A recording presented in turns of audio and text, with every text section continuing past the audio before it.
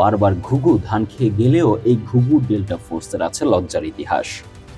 সেবার সোমালিয়ায় একইভাবে সেদেশের এক সামরিক নেতাকে ধরে আনতে গিয়ে কচুকাটা হয়েছিল মার্কিন ডেল্টা ফোর্সের 18 সেনা। আহত হয়েছিল 73 জন। সেদিন মার্কিন ডেল্টা ফোর্সের সেনাদের মৃতদেহ সোমালিয়ানরা রাস্তায় রাস্তায় ঝুলিয়ে দিয়েছিল। 6 U.S. soldiers listed as missing in the heaviest fighting yet in Mogadishu. 12 American soldiers. এই ঘটনা ইতিহাসে মোগাদিসু যুদ্ধ নামে পরিচিত, যা ব্ল্যাক হক ডাউনের ঘটনা নামেও পরিচিত। এই ঘটনাকে অনেক বিশ্লেষক মার্কিন যুক্তরাষ্ট্রের আধুনিক সামরিক ইতিহাসের অন্যতম ব্যর্থ অভিযান হিসেবে উল্লেখ করেন।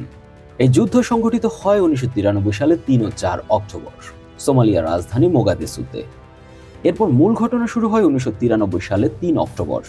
মার্কিন সেনাবাহিনীর সবচেয়ে প্রশিক্ষিত ইউনিট ডেল্টা ফোর্স ও আর্মি রেঞ্জারদের নিয়ে মোগাদিসুতে একটি বিশেষ অভিযান পরিচালনা করা হয়। লক্ষ্য ছিল প্রভাবশালী মিলিশিয়া নেতা জেনারেল মোহাম্মদ ফারাহ আইদিদের ঘনিষ্ঠ 2 সহযোগীকে আটক করা। পরিকল্পনা অনুযায়ী এটি ছিল একটি স্বল্প সময়ের অভিযান, যার মেয়াদ ধরা হয়েছিল 1 ঘন্টারও কম। কিন্তু অভিযান শুরুর কিছুক্ষণের মধ্যেই পরিস্থিতি বদলে যায়।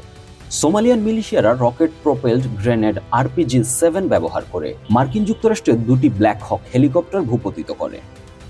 এর ফলে মোগাদিসুর ঘনবসতিপূর্ণ এলাকায় মার্কিন সেনারা ছড়িয়ে পড়ে এবং বিচ্ছিন্ন হয়ে যায়। চারদিক থেকে সশস্ত্র সোমালিয়ানদের আক্রমণের মুখে পড়ে ডেল্টা ফোর্স ও রেঞ্জার্স ইউনিট।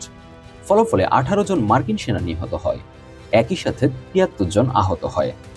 নিহতদের মধ্যে ছিলেন ডেল্টা ফোর্সের বিখ্যাত 2 স্নাইপার গ্যারি গর্ডন ও র্যান্ডি সুগার্ট।